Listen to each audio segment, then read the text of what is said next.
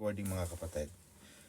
Our topic mga kapatid, ito ay karugtong mga kapatid ng ating 2 Timothy, sister niya, no? 2 Timothy chapter 2. Ulit. Okay.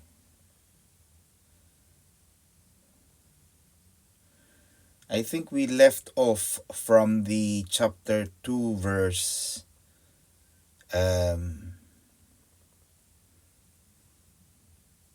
mahaba kasi ito eh. I think we left off from chapter 2 verse So hindi pa tayo nakakasimula rito, Tine? O ito ay bagong verse na? Verse 4. Okay. Okay, verse 4 tayo natapos. So, I think we better start mga kapatid dito sa verse 4 na magsikap tayo na para tayo ay mga sundalo. You must therefore endure hardship as a good soldier of Jesus Christ. So tayo daw mga kapatid ay parang mga sundalo ng Panginoong Jesus. No one engaged in warfare entangles himself with the affairs of this life, and that he may please him who enlisted him as soldier. Pag binasa natin sa Tagalog mga kapatid, ang isang kawal ay hindi nagiging abala sa mga bagay na walang kaugnayan sa pagiging kawal. Kaya hindi pwedeng ikaw ay sundalo at Milen, tapos ang lagi mong dalay cellphone. Imagine mo sundalo lagi nagte-text. Paano kung may dumating na kalaban, di patay ka na? Kaya pag pinag-aralan mo yung Joshua 300, natatandaan mo natin may mga, sabi ng Panginoon, ang dami-dami mong kawal. Ang kakalabanin mo, 100,000. Sabi ni Joshua, Panginoon, ang tao ko, 3,000 lang eh. Hindi, sabi ng Panginoon, bawasan mo yan. Ang kalaban nila, 100,000 against 3,000. Sabi ng Panginoon, bawasan mo yan. Lahat yun, magagaling na eh. Yung 3,000 yun, pili na yun. Sila na talagang the finest and the bravest soldier, warrior of Joshua. Sabi ng Panginoon, bawasan mo pa. Paano ko pababawasan, Panginoon? Padala mo lahat sa ilog. Nung uminom sila, Milen, okay, lahat sila painumin mo. Uminom sila, yung iba sumubsob. Yung iba uminom ng gamit ang kamay. Diba? Sabi ng Panginoon, ganyan. Yung gumamit ng kamay, sa kanan. Yung uminom, na gumamit ang ulo, sa kaliwa. So, nagkaroon ng pagpili. Bakit pinili ng Panginoon yung uminom sa kamay kaysa sumubsob? Hindi pinaliwanag ng Panginoon sa Biblia. Bakit minsan ang Bible is silent on something. Hindi lagi ine-explain kung bakit. Kaya minsan gumagamit ang Panginoon ng parabola, ng mga talinhaga. Panginoon, bakit laging gumagamit talinhaga? Sabi ng Panginoon, para kakonti ang makaalam. Kasi pag sinabi ko na kaagad lahat-lahat yan, malaman ng katotohanan, malaman nilang lahat. So, hindi pinaliwanag ng Bible. Bakit? Pinili ng Panginoon yung mga taong uminom sa kamay.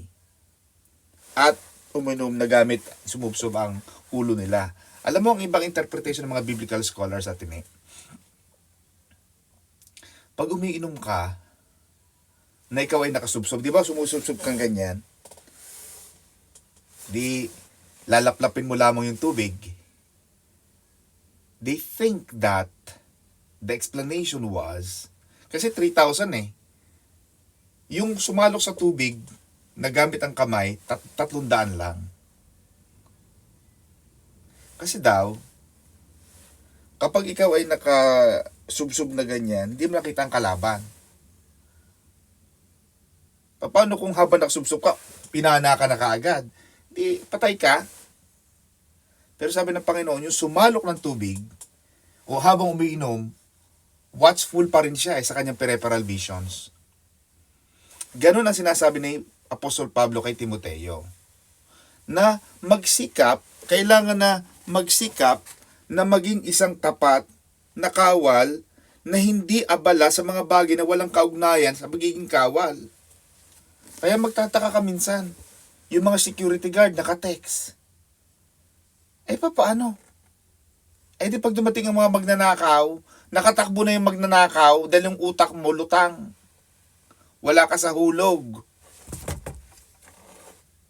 Mga kapatid? Sa halip, sinisikap niyang mabigyan ng kasiyahan ang kanyang pinuno.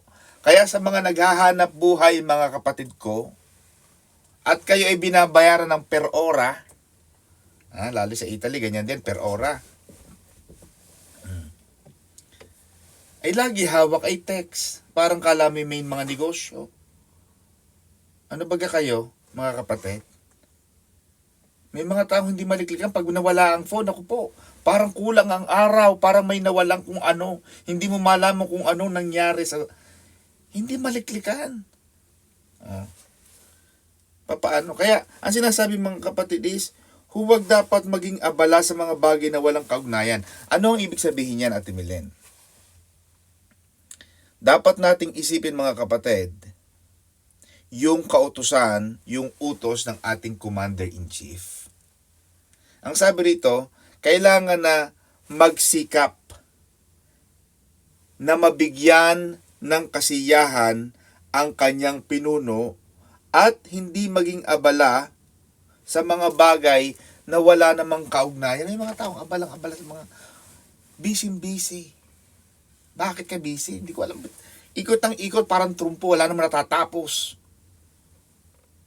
May mga taong ganoon, ang daming ikot. Hindi mo alam, pagod na pagod. Wala namang ginawa. Bakit wala? Hindi wala kang focus. Maraming taong ganoon. Kaya ako nag-i-start ako palagi atinin ng 5 o'clock. Bakit? Pag 5 o'clock ko, hindi pwede atinin na di ba iba nag-i-snooze yung 5 minutes, 3 minutes, 2 minutes, no. Pag ring niya ng 5 o'clock, gigising na ako niyan. Meron na akong instructor, nagbabasa na ako ng Bible, nagdi-devotion na ako niyan. Kaya yung aking sinusulat yung everyday, galing yun sa aking devotion. Imagine mo kung ako gigising ng alas 7, alas 8, ang dami ng kaabalahan, abalang-abala ng tao, balita, pagising, ang ingay-ingay. Mapapanood mo mga Tulfo, patayan sa Quiapo. Wala kang makukuha dyan. Paulit-ulit lang naman ang balita. Wala namang bago. Napansin mo? Baha sa ganun. Normal. Kaya ang tao, wala sa focus. Naging abala sa mga bagay na wala namang kaugnayan. Yun ang sinasabi ng Biblia. Ganon din tayo, Ate Milen. Kung tayo daw ay hindi willing, walang pagnanais na magtiis, kailangan magtitiis ka. Kailangan nagsisikap na maging alagad, tagasunod ni Jesus, wala tayong mararating. Kailangan pinagsisikapan ng pagiging isang Kristiyano, hindi madali. Yung pagiging born again, dali lang yan. Madaling mag-attend, madaling magpaanib sa isang church. Madaling pumunta sa isang church. Pero pag yung talagang sabihin mong real disciple of Jesus Christ, ang hirap. Kasi marami kang kalaban Maraming, kaya pag minsan nag-iimbita ka punta ka naman sa church, mag-attend ka. Lalo na ngayon, wala ka ng, kung iisipin mo, ang tao wala ng dahilan na hindi mag-attend ng Bible study. Zoom, hello. Walang binabayaran, pipindutin mo lang ang link. Minsan nga, halos bayaran mo na siya. Kailangan pa magpadala ng 1 kilong avocado para nang i-click ang link. Pero mo yun. Ganong, samantalang nung una, kakaunin ko pa sinamang Panyo, sina Ate Lorraine, ang Inay Pilar, ang Inay Silang, pagkakalalayo. Bro mo yan? Diba? Pero ngayon wala. Ang dali-dali ng buhay. Pero marami pa ring alibay. So, sabi ni Jesus sa Matthew 16:24, if anyone desires to come after me, let him deny himself. Kailangan tatanggihan mo ang sarili mo. Kasi may mga bagay na gusto kang gawin sa buhay, pero hindi karapat-dapat, hindi angkop sa pagiging isang Kristiyano. Amen? Marami kang gustong gawin. Sabi ni Jesus, he has to take up his cross and follow me. Habang sumusunod tayo sa pagsunod sa Panginoon, dala-dala natin yung mga kabigatan, dala-dala natin yung problema. Hindi natin pwedeng intayin, Sister Ofelia, na kung kailan ka magaan, kung kailan ka libre, kung kailan ka free, bakante, doon ka lang mag-a-attend ng church. Ang tao pa man din ngayon, pag nasa abroad, wala namang bakante. At kung bakante ang hahanapin, trabaho, part-time, sideline, para kumita. Meron kang alam na ba, may bakante ako Pero may narinig ka na ba, Sister Alin Eliza, na, alam mo, bakante pa ako. Meron bang Bible study ng ganitong oras? Yung mga alauna ng madaling araw? Wala. Diba? Lahat ang hahanapin niyan, trabaho. Na parang akala naman nila, pag dami ng trabaho, paglaki ng kita, pagyaman. Hindi naman not necessarily na pag malaki ang kita mo, mayaman ka. Minsan paglaki ng kita mo, lalong dumadami ang pangangailangan. Nakakaisip ka na kung ano-ano. Mas maganda pa yung kokonti. At least alam mong kokonti, pagsisikapan mong ipunin. Kaya sabi ni Apostol Pablo kay Timoteo, magsikap na maging mabuting alagad. Magsikap na maging mabuting sundalo ni Jesus. Kasi maraming sundalo pero hindi lahat magaling. Diba? Sabi sa anak ko, Tony, ang dami mong alam. Di ba expert ka ng immigration law? Pero kami lang mga abogado, kanya-kanya kami ng expertise. Hindi lang immigration law alam ko. Marunong ako magluto ng adobo, marunong ako magluto ng gano'n. Marami tayong hindi lahat magaling May mga taong anong trabaho mo, nanny? Anong trabaho mo, housekeeper? Pero may mga taong magaling na housekeeper. Iba yung magaling. May mga taong nagluluto, pero may tao talagang super galing, super sarap magluto. May mga tao nagluluto, hilaw, malansa, sunog. Naglaga ng itlog, sunog pa. Kaya tsugi siya. Para sa mantikang talsik ng talsik sa trabaho. Bakit? Nagpalaga ng itlog sa'yo, nasunog. Hello? Bakit? Nasa telepono, namamlansya, tumatakbo ang gasol, di sunog ang bahay. Kaya kailangan galingan. Hindi pwedeng papasok sa trabaho. Tapos hindi ka naman pala magaling. Tapos nag-iisip ka ng mataas ang sweldo. Paano ka tataasan ang hindi ka naman marunong? Ikukumpara mo pa ang sarili mo sa, bakit siya 500 euro o 600 euro per week? Di ba? May mga taong gano'n, mahilig compare. Kaya ang tao hindi nasasatisfy. Laging, nung galing sa Middle East, ang sweldo nila ay 20,000 pesos. Kapag binilang mo sa euro yan, magkano natin bilhin? 20,000, 200 euro o magkano? 300 euro? Siguro? Timilan, magkano?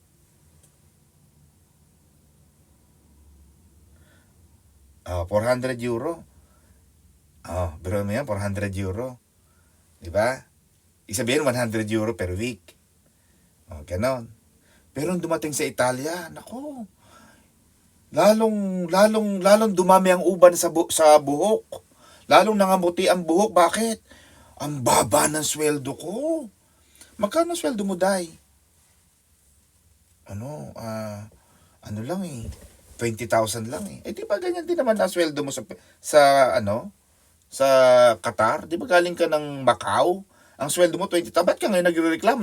Lumipat ka lang ng bansa, nagkaroon ka na ng kahapisan, nagkaroon ka na ng parang nalugi ka sa pekwa. Bakit? Kinukumpara mo. Yung sweldo nila kasi malaki. Kumikita sila kasi ng 50,000 pesos a month. Ako kasi 20,000 lang. Pero galing ka na Macau, hindi mo kinukumpara ang sarili mo. Kaya tama ang sabi ng kasabihan, Sister Ofelia. Comparison is a thief of joy. Di ba? Kaya kailangan galingan mo. Kung gusto mo na malaki ang sweldo, galingan mo sa trabaho. Kumain ka ng apoy. Lumakad ka sa alambre. Gumising ka ng alauna ng madaling araw. Mag-hoover ka na, mag-polisher ka na. Yung talagang tulog pang amo mo, nililinis mo na ang kama nila. Pati mga kuko nila at mga ingro nila nililinis mo. Tingnan ko lang kung hindi kataasan ng sweldo ng mga yan. Bakit? May kakaiba ka Dapat meron kang kakaiba. May extra. Kasi sa isang daang nag-a-apply, Ang tanong palagi ng employer, hindi lang ikaw ang nag-a-apply eh. Example, may bakante, isang housekeeper. Yeah? 10 ang nag-a-apply. O anong meron ka? Ba't kita kukuhanin?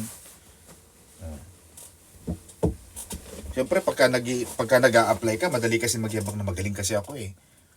Madali, lahat yan magsasabi magaling kayo. Anong meron ka? Kaya pag binigyan ka ng pagkakataon, galingan. Kasi ang hinahanap dito mga kapatid, pagalingan. Di ba? Ganon din sa Panginoon. Ang hinahanap ng Panginoon, hindi lang yung tagasunod.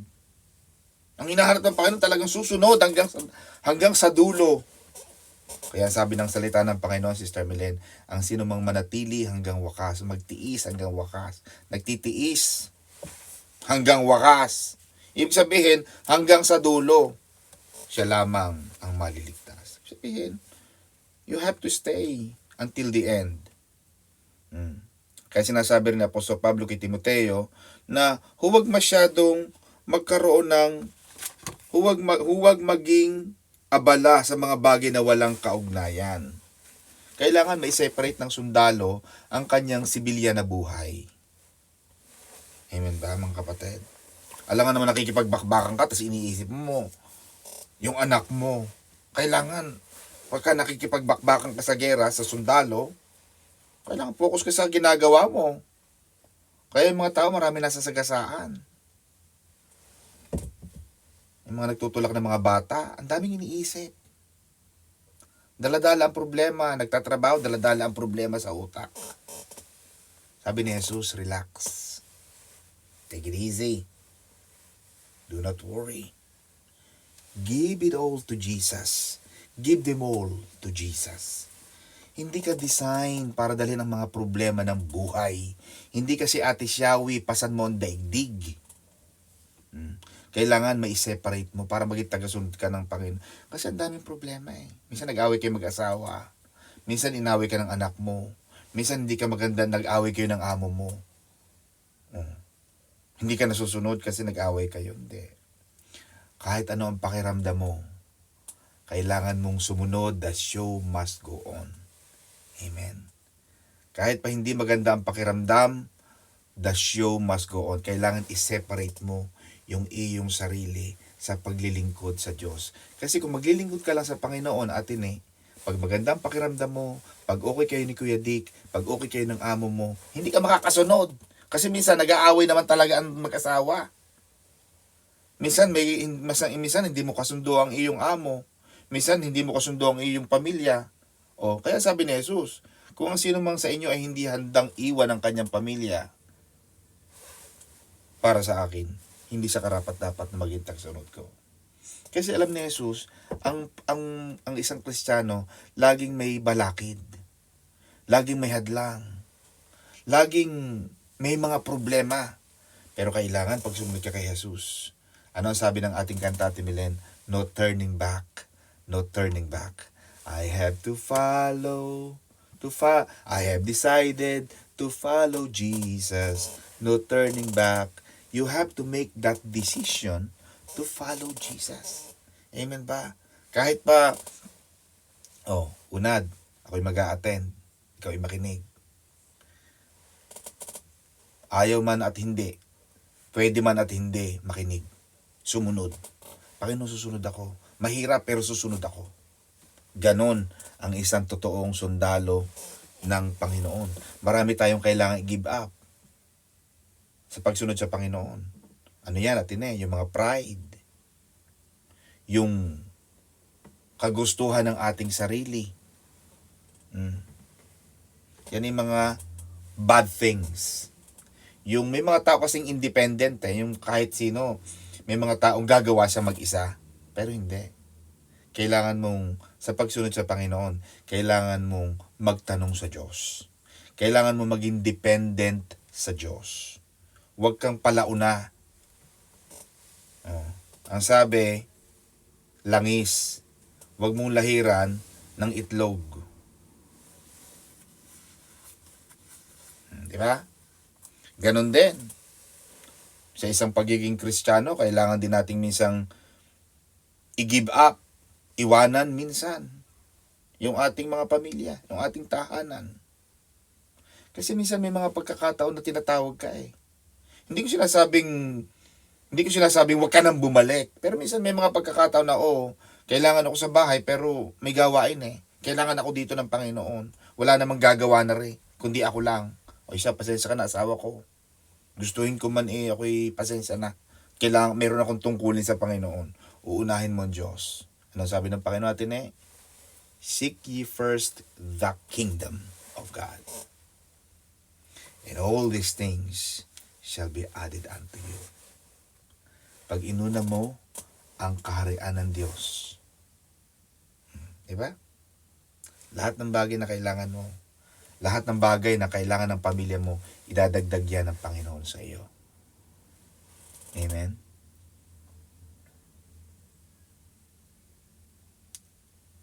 Ang sabi pa ni Apostol Pablo, mga kapatid, that he may please him who enlisted him as a soldier.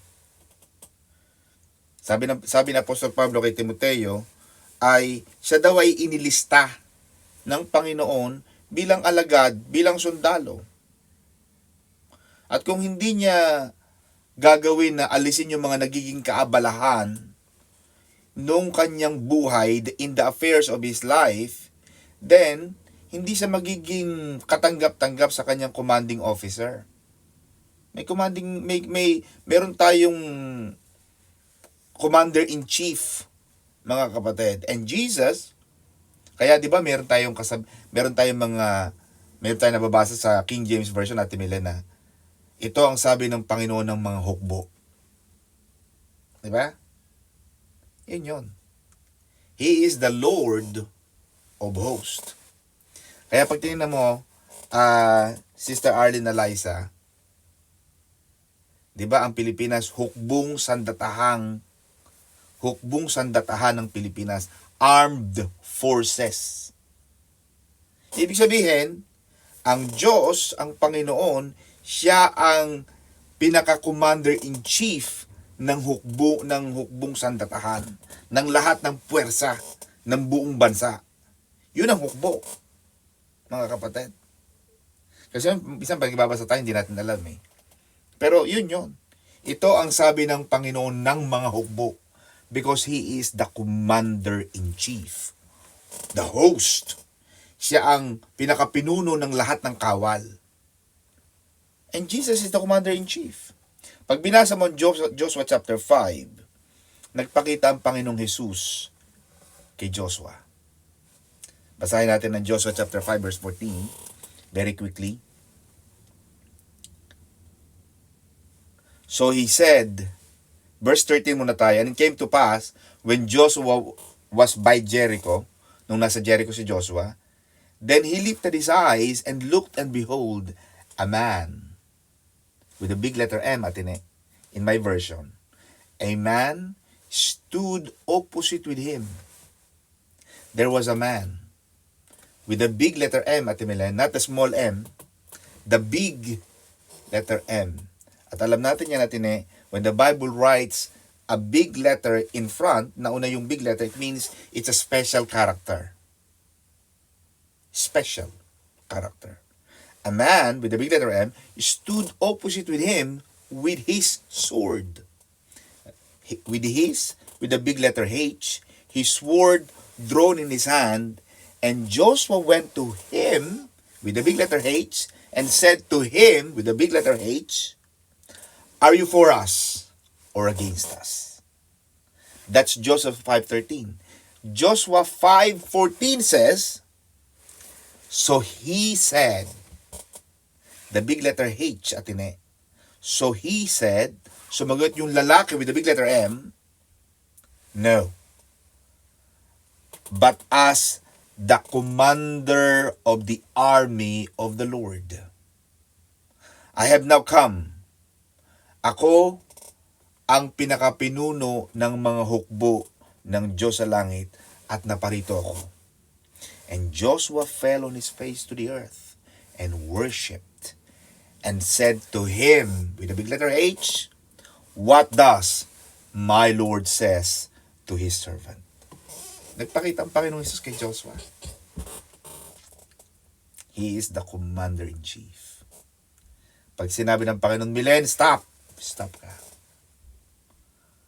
Kaya ang ating Panginoon, Sister Allen Eliza, He is the Alpha and He is the Omega. He is the beginning, He is the end. Marami kasing Kristiyano at Milen, ang akala nila, ang Panginoon lang, He is the beginning. Hindi natin alam na ang Panginoon din ang nagsasabi na He is also the end. Pag sinabi na ng Panginoon, tapos na, huwag mo nang buksan yung mga bagay na natapos na. May mga tao kasing binubuksan pa, tapos na nga. Sabi ng Panginoon, I am the God of the end. Pag sinabi ng Panginoon, tapos na, huwag mo nang buksan. Nahirapan ka lang. Kaya minsan nagtatanong ka Panginoon, bakit gano'n? Natapos pa bakit gano'n? Ang ganda-ganda ng friendship namin. Ang ganda-ganda ng buhay ko noon. Pero tinapos ng Panginoon. Bakit? Tinapos ng Panginoon dahil mahal ka niya. Just because God closes the door does not mean He doesn't love you. God loves you so much that He needs to stop. Kaya minsan babalikan mo yung mga alaala. Ay, ano. Kung hindi siguro nangyari yon, sinuraduhan ng Panginoon yung pinto, siguro hanggang ngayon nandun ako. Diba? So, He is the commander-in-chief, mga kapatid. So, dapat tayong sumunod. Ano pa ang sabi mga kapatid? Verse 5. Maganda itong ginagawa natin, Pastor Saldi. Iniikay natin. Ang iba kasi nagmamadali. Bago natin na rin mabalikan, Ate Milen, ilang taon na nating binabasa ang New Testament? Magdi-December na naman. Babalikan naman natin ang 2 Timothy chapter 3, baka ari 2030 na. Sa tagal, mga kapatid, maganda yung pagkangumunguya ka, yung adobo, yung talagang mga toyo at mga asin at mga paminta na talagang ninunguya mo at ninanamnam mo. Ganun ang kapatid ang ginagawa natin. Medyo mabagal, pero at least may natututunan tayo. Hindi maaaring gantimpalaan ng isang manlalaro kung hindi siya naglalaro ayon sa mga alituntunin. So kung ikaw ay manlalaro, mga kapatid, kailangan mo magsikap. Sabi rito, you have to persevere for God with an athlete's attitude. Kahapon, kung hindi ko alam kung kilala nyo merong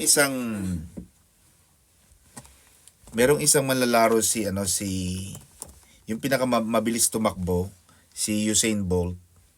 Ang sabi niya, I trained 4 years. Si Usain Bolt, the fastest man alive, during his prime time. Sabi niya, Atine, I trained 4 years just to run 9 seconds.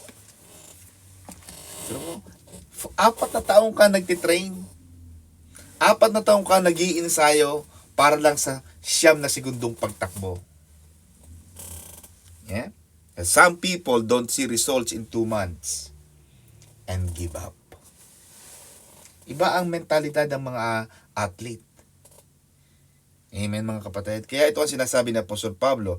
And if anyone competes in athletics, he is not crowned unless he competes according to the rules. Hindi raw siya binibigyan ng corona, Atine. Hindi siya nagkakaroon ng gantimpala kung hindi siya naglalaro ayon sa mga alituntunin. Kailangan sumusunod ka sa protocol. Amen ba? Kaya ang lahat ng games may rules. Hindi pwedeng shoot ka ng shoot ng bola, wala ka naman sa line. O kaya nasa labas ka ng perimeters. Pwede ka mag-shoot ng basketball tapos nandun ka sa labas. Hindi counted. Kailangan may rules. Ganon din tayo, mga kapatid. Si Apostol Pablo, inahalimbawa niya ang pagiging Kristiyano natin sa mga manlalaro, mananakbo. 1 Corinthians 8:24 or 9:24. Kagaya din daw tayo ng mga boksingero. 1 Corinthians 9:26. Kagaya din daw tayo ng mga wrestlers. Ephesians 6:12. Lahat yan may mga batas na dapat sundin. Ganon din ang isang Kristiyano. Diba? Ang isang Kristiyano may batas. Hindi ka palaging yung sinasabing, ay, tao lang. Oo nga, hindi naman natin sinasabing robot ka o Diyos ka. Pero wag mo na laging gamitin yung ganong argument na tao ka lang para maging excuse mo lang na hindi ka maging mas mabuti. Diba? Ay, tao lang ako eh. Alam ko kasalanan to pero maunawaan ng Diyos. May mga taong gano'n di ba? Nauunawaan ng Diyos. Paano mo nalaman? Nakausap mo ba ang Diyos? Nag-text? Hindi naman Ikaw lang nagsasabing nakakaunawa ang Diyos para lang i-sugarcoat mo ang pagkakamali mo. Pero actually hindi. Nagiging dahilan mo lang yun para patuloy mong gawin yung isang kasalanan na mali. Na dapat sana, bilang isang Kristiyano, alam mong may batas ang pagiging Kristiyano. Kaya sabi ng Panginoong Hesus, kung gusto mo talagang sumunod sa akin, sabi ng Panginoon sa lalaki, di ba? Tatandaan mo, Ate Milen, sundin mo lahat ng utos. Hindi in-accept ng Panginoon yung lalaki. Di ba? Sabi ng Panginoon, alam mong utos, di ba? Sumunod ka. Sinabi lang naman ng lalaki, nasunod ko na po yan. Pero actually, the first and the primary command of Jesus was to follow. Obey the commands. Kasi siya rin ang gumawa ng 10 Commandments Di ba siya rin naman ang nagbigay ng 10 Commandments sa Mount Sinai kay Moises, yung sinulat yung 10 Commandments. Sabi ng Panginoon, sundin mo yun. Ang isang Kristiyano may alituntunin. Mahirap. Di ba? Tama yung sabi ni Andrew gusto kong bumait pero di ko magawa. Kasi ang isang Kristiyano dapat mabait. Hindi ka pa pwedeng Kristiyano tapos masungit ka. Magaspang ang ugali mo. Hindi ka pwedeng maging Kristiyano tapos ganyan ang buhay. Oo, at hindi naman tayo sinasabi ng Panginoon na perfect. Pero ang isang Kristiyano nagsisikap na maging mabuti. Nagsisikap na maging marunong, na maging ma-improve ang buhay. Hindi na nanatiling, tao lang ako tao nga yan. Pero sabi ng Panginoon, magsikap ka naman. Hello. Huwag ka namang manatiling Diyos na nga. Namatay na nga ang Panginoon sa kasalanan mo, tas hanggang ngayon, hindi ka pa rin nagsisikap. Huwag tayong maging tamad. Huwag nating gawing alibay ang kabutihan ng Panginoon. Huwag nating abusuin ang grace, ang grasya ng Diyos. Kailangan sa isang Kristiyano nagsisikap na, ay Panginoon, namatay ka sa aking kasalanan, magsisikap naman ako. You died for me, and I will live for you. Yun ang isang Kristiyano, mga kapatid. Yan ang alituntunin. Kaya sabi rito ni Apostol Pablo, hindi nabibigyan ng isang gantimpala, isang manlalaro, kung hindi siya gumaganap ng mga alituntunin. You play by the rules. Diba? Hindi pwedeng, Kristiyano ka lang, nag-a-attend lang tayo, pero anong outcome? Makikita ang puno sa pamamagitan ng bunga. True. Diba?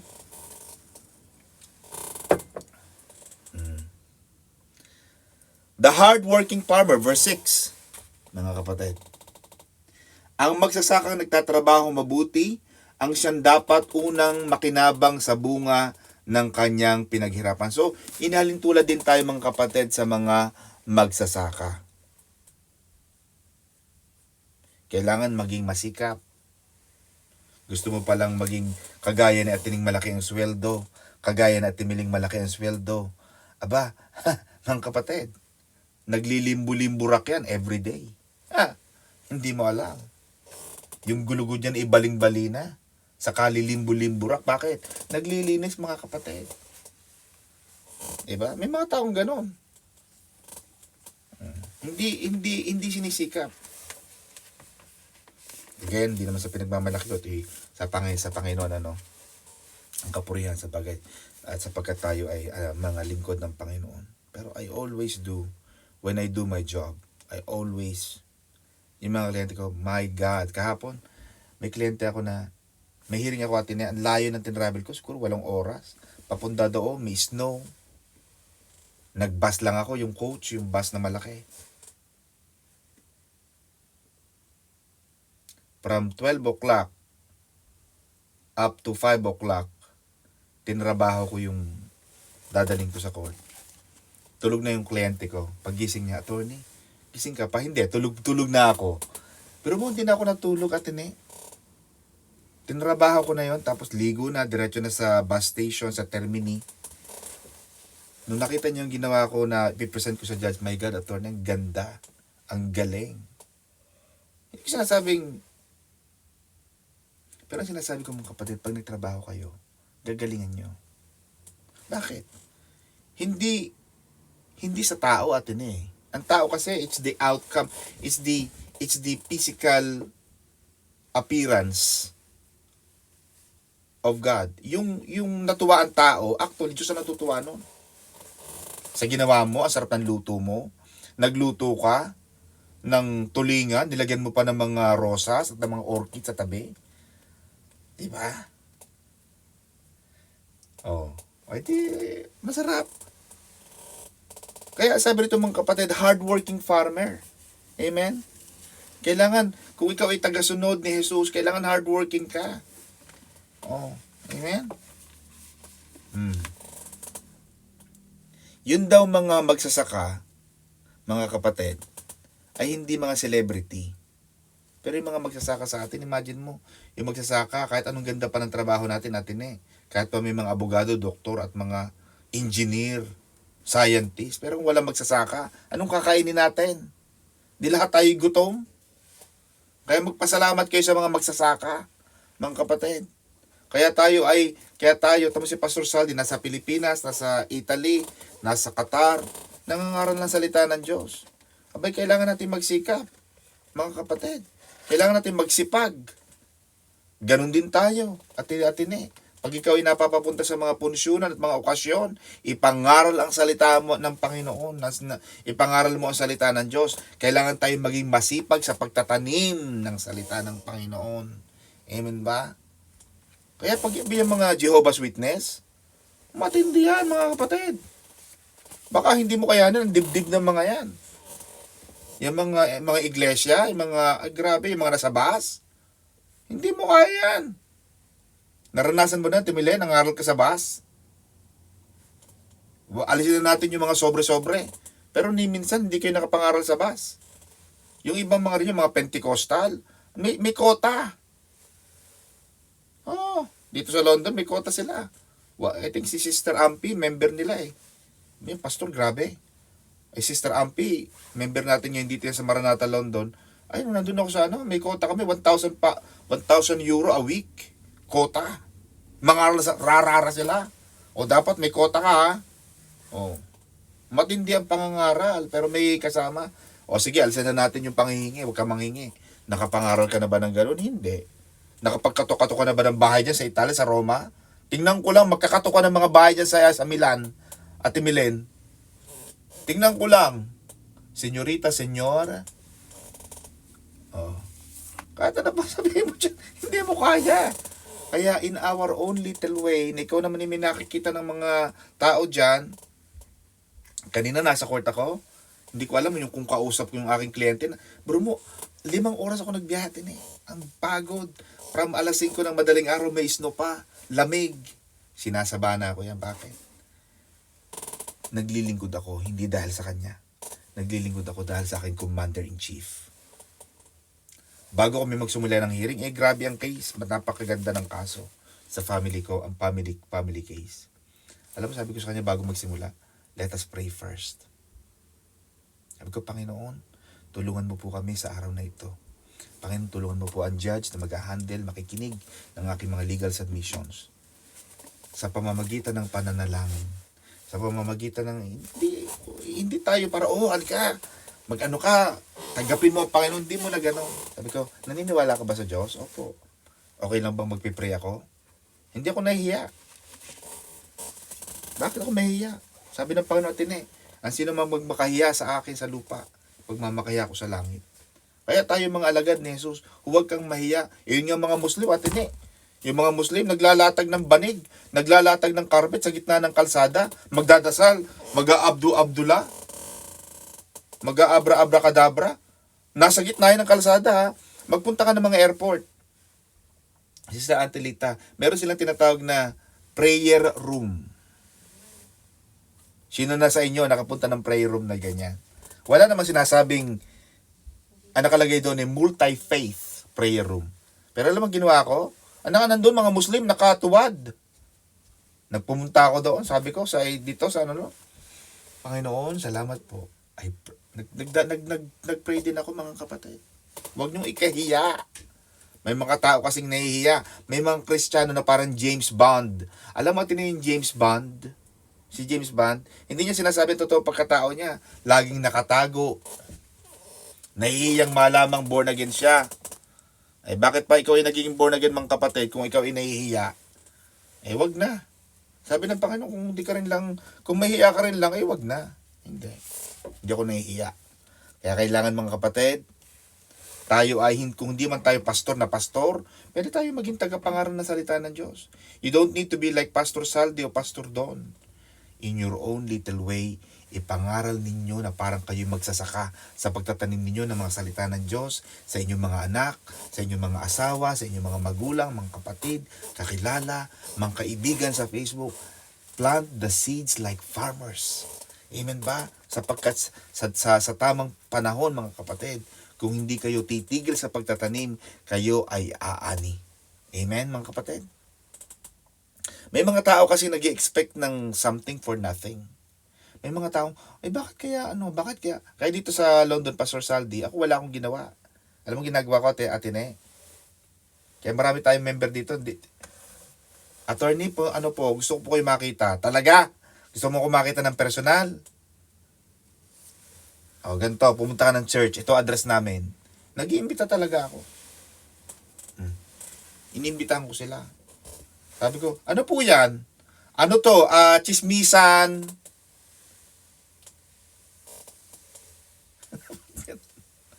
Ano to? Wala kang mapapala dito. Ano to? Huntahan to, kwentuhan ng buhay. Ano po yung Maranatha Church? Sabi ko, born again kami. Pag linggo, yan ay panahon ko sa church, sa Panginoon. Kaya gusto mo akong makita na libre, rather than magbabayad ka sa akin ng €100, punta mo nila ako doon, meron ko pang pagkain, marami ka pang makikilala. O, nag-iimbita ako, nagtatanim ako, nag-iimbita. Ganon mga kapatid. Ganon dito sa mga sa Italy, mag-imbita kayo na mag-imbita. Kung walang dumating, mag-imbita pa rin kayo, mag-send kayo na mag-send ng link. Amen ba?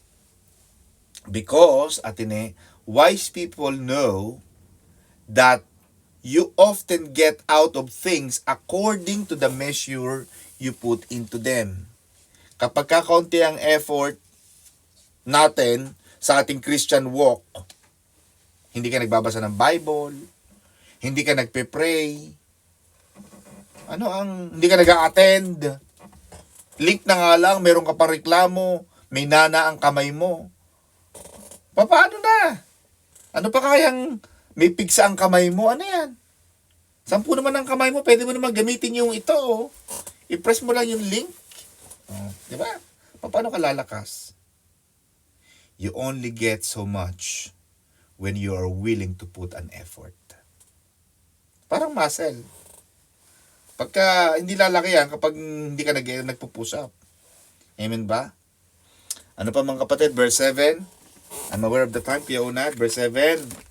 Isipin mong mabuti ang sinasabi ko sa iyo at ipapaunawa sa iyo ng Panginoon ang lahat ng ito. So sinasabi ni Apostol Pablo, consider what I say. Kasi inhalimbawa na tayo, nagkaroon na sa ng illustration natin ng isang Kristiyano ay dapat maging parang mga sundalo, mga manlalaro, at isang magsasaka. Ang lahat ng ito mga kapatid, na mga trabaho o occupations ay nangangailangan ng pagsisikap para magtagumpay.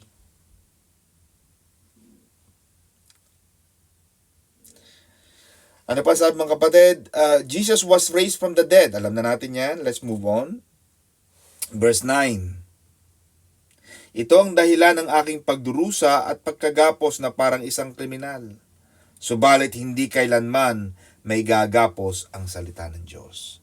So may mga tao mga kapatid, masiraan ka man nila at Milen, kaya nilang sirain, kaya nilang iba sa Facebook, pero ang isang bagay na hindi nila kayang talian at siraan ay ang salita ng Panginoon.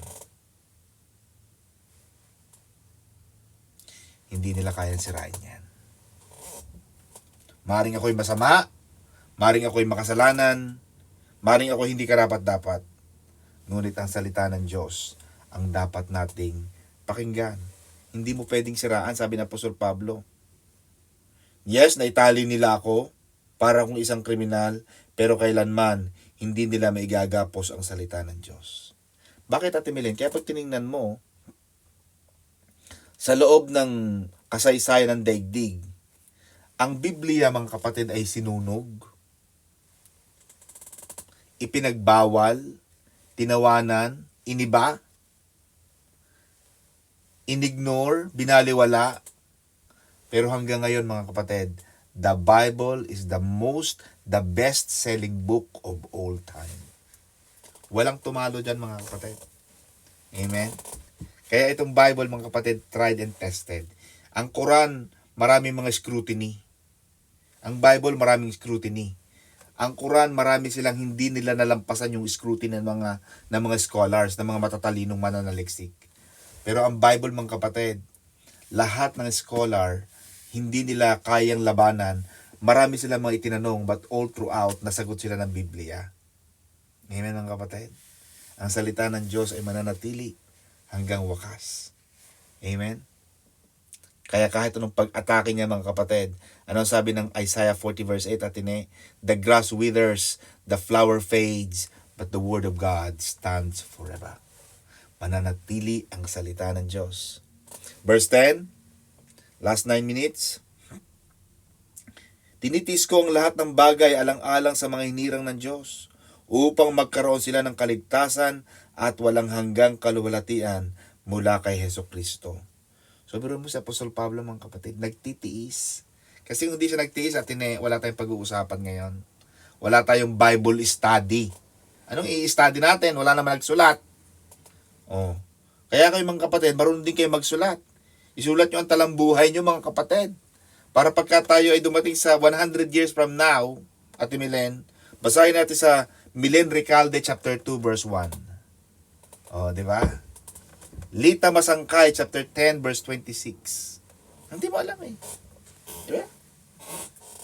Ano pa ang sabi, Atine? For if we died with Him, we shall also live with Him. Ang mabuhay, if we die, to die is for Christ, to live is gain, and to die is for Christ. If we are faithless, He remains faithful. Kahit ang mga tao ay walang pananampalataya, nawala ng pananampalataya, nananatiling tapat ang Diyos. Hindi mo kayang baguhin ang Panginoon eh. Hindi nagbabago ang Diyos. Nung nag-aaral pa ako sa Ateneo, yung professor ko sabi niya, it is about the 7 habits of highly effective people. Yung subject namin. Nagsimula sa ng ganito. May isang malaking bangka. Sabi nung isang malaking barko, yung warship, hinawakan yung megaphone. Sabi niya, "Hey! We are a mighty battleship. We are gonna cross your path. You have to get out of our way. Otherwise, you shall be destroyed." May nakikita sang ilaw. Yung battleship, dadaan na siya doon sa umiindap-indap na ilaw. So sabi nung captain ng battleship, tumabi ka na dyan, otherwise sasagasaan ka namin. Hindi umiimik. Hindi sumasagot yung umiilaw. Nakakatapang pang tatlo na, sabi nung kapitan ng barko, this is your last warning. If you don't stay out of our way, we shall destroy you. Alam mo, nung mga naghintay sila ng mga 3 seconds atin eh. Sumagot yung ilaw. Sabi niya, we are a lighthouse. Hindi mo pwedeng patabihin yung lighthouse. Kasi ang lighthouse steady siya eh. Standby, stationary siya eh. So kahit bumangga ka, otherwise ikaw masisira. Ganon din ang kabutihan ng Panginoon. Maaring ang tao ay manatiling masama, manatiling walang pananalig, walang pananampalataya, pero ang katapatan ng Diyos ay mananatili. Hindi magbabago ang Panginoon. Amen ba, mga kapatid? If we are faithless, He remains faithful. Mananatili ang katapatan ng Diyos sa atin. Kaya minsan mapapansin mo, nawawalan ka na ng gana. Amen ba? Pero mamaya-maya aamuin ka ng Panginoon. Maya-maya, mararamdaman mo parang ang sigla-sigla mo. Bakit? Diyos na yon umaamo sa'yo. Magpaamo ka. Hindi yung gusto mo palagi. Di ba napansin ko yun natin eh? Kaya sabi ng Panginoon, Jesus is our shepherd. Sabi ng Panginoon, I'm ready to leave 99 sheep out of one who went astray. Kaya yung mga tao nagpapabebe, nawawala. Di ba may mga Kristiyano man nagpapabebe, nawawala, parang Dora. Mag-aaral sa balutan, nakalis ako sa church. Hinahanap ng Panginoon yan. Di ba, Atine? Hinahanap ng Panginoon yung isa. Gusto palagi buhatin. Hindi ka naman tupa, kapatid. Tao ka, maglakad ka pabalik sa church. Verse 14 natin eh. Nako, ito na naman, Kuya Unad, 5 minutes. 14. Ipaalala mo sa kanila mga bagay na ito at pagbilinan mo sila sa pangalan ng Diyos na iwanan nila. Iwasan nila ang mga pagtatalo tungkol sa mga salita na walang kabuluhan at walang ibinubungang mabuti. Sa halip, ito'y nagpapahamak lamang sa mga nakikinig. Kailangan daw mga kapatid, sabi ng Apostle Pablo sa verse 14, keep focused, don't be distracted by unprofitable things. Yun ang sinasabi ko lagi sa mga OFW at Milen. Kasi sa church na sa London, lahat dito dala. Hindi lang pang pamilya, pang sports pa. Ang sinasabi ko sa kanila. Hindi lang ito mga Bible verses. Nagtrabaho ka sa abroad, ha? Nagpunta ka dito, nagsanla ka ng lupa at mga bahay, pati lolo't lola mo, sinanla mo. Tapos pagdating mo dito sa London, pagdating mo sa abroad, wala kang ginawa kundi mag-focus ka sa mga walang kakwenta-kwenta. Yeah? Hindi mo sinasabing pero ang focus mo dito, kapatid, pamilya. Hindi maghanap ng lalaki. Ba?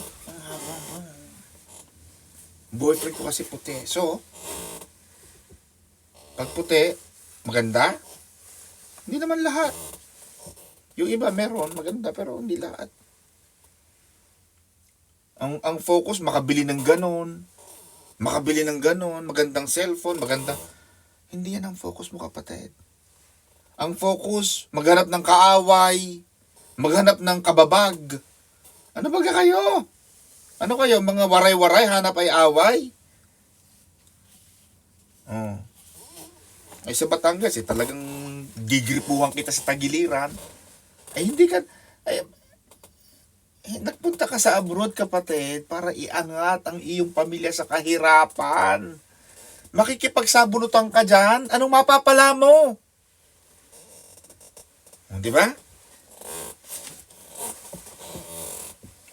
Sa Maranatha, buti na sabi ko, alam nyo, ang church nito napakaswerte. Kasi meron kayong in-house lawyer na maglalabas sa inyo sa kulungan. At pag kayo nakulong, mga kapatid, dahil kayo rin naman ang gumawa ng kasalanan ninyo, hindi ko kayo pupuntahan. Kasi nakafocus kayo sa mga unprofitable things. Nakikisubsub, nakikisawsaw sa mga bagay na hindi naman dapat. Nakikieksena sa mga drama ng iba. No!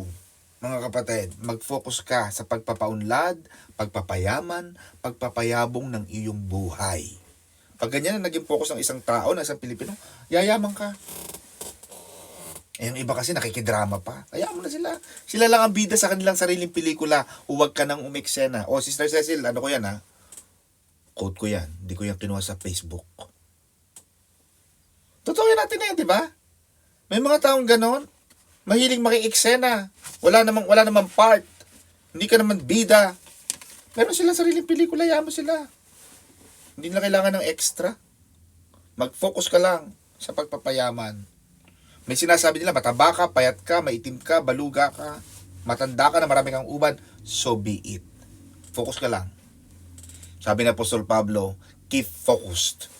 Don't be distracted by unprofitable things. Amen ba mga kapatid? Kung ayaw ka nila, so hindi ka naman nakarating sa Italy para dahil sa kanila eh. Nakarating ka dyan because of you. Dahil sa biyaya ng Diyos. So bakit ngayon mag-aalala ka kung galit sila o ayaw ka nila?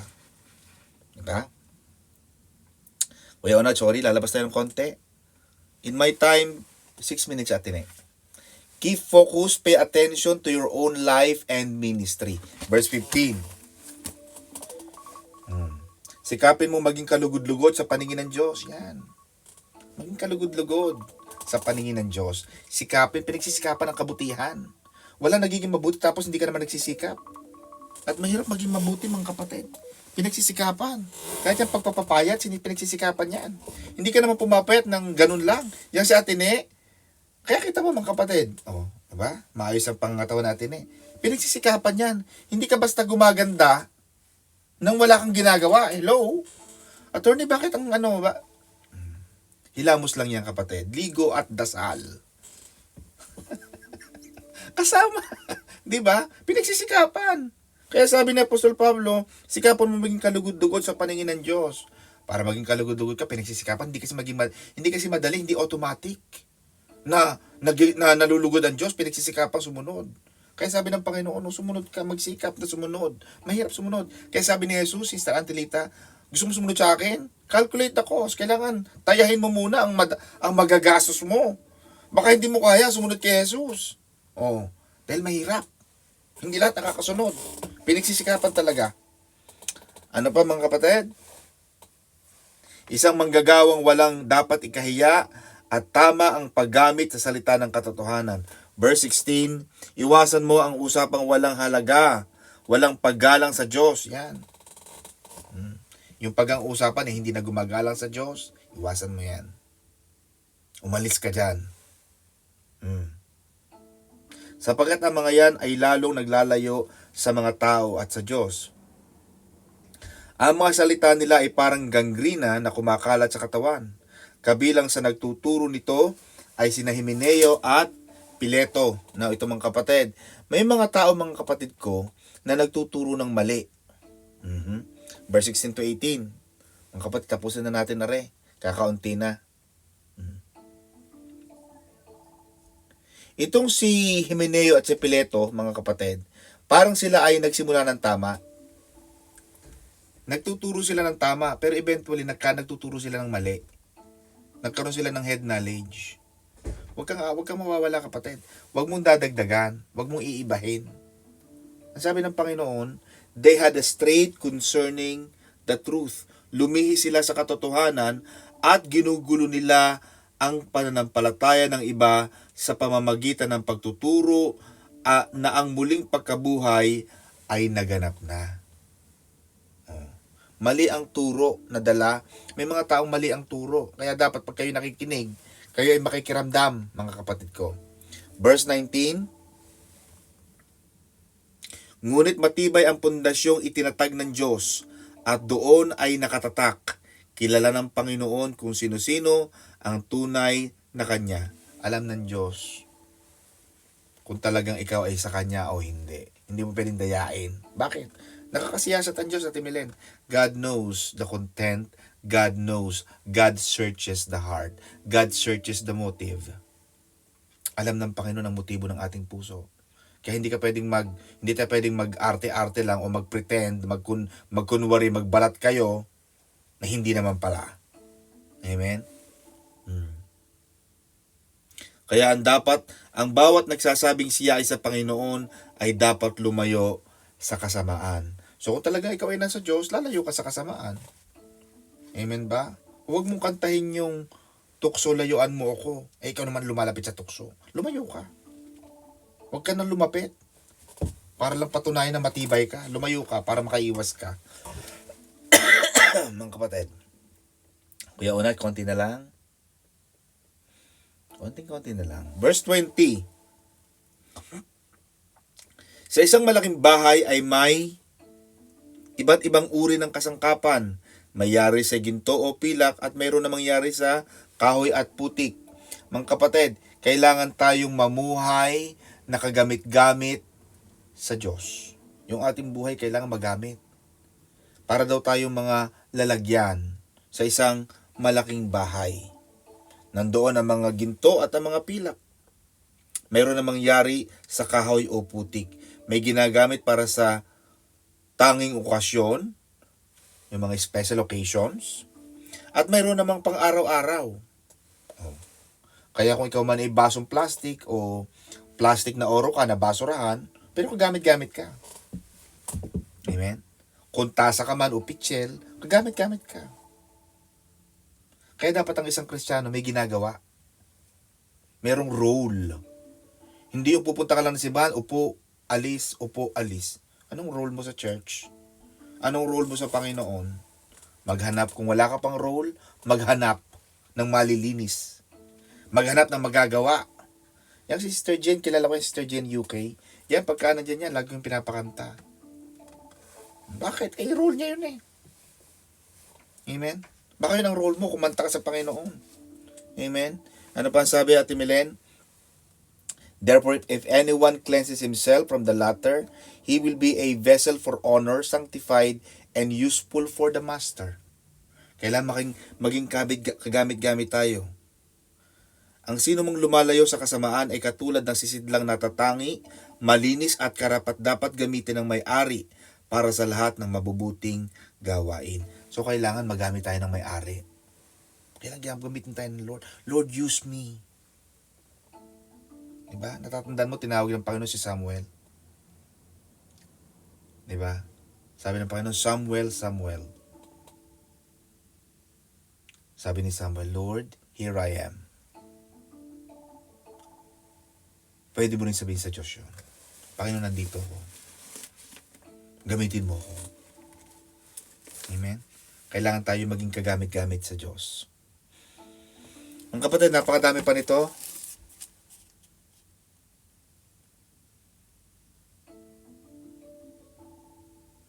Meron pang yan. So yun mga kapatid. God bless you, Pastor Saldi. God bless you there. Sister Ne, back to you. Pagpalain kayo ng Panginoon mga kapatid. Gamitin kayo ng Panginoon sa iba't ibang larangan, iba't ibang purpose, iba't ibang layunin ng Panginoon. Gamitin kayo mga kapatid ng Lord. Hallelujah. Back to you, Pastor Saldi and Sister Ne.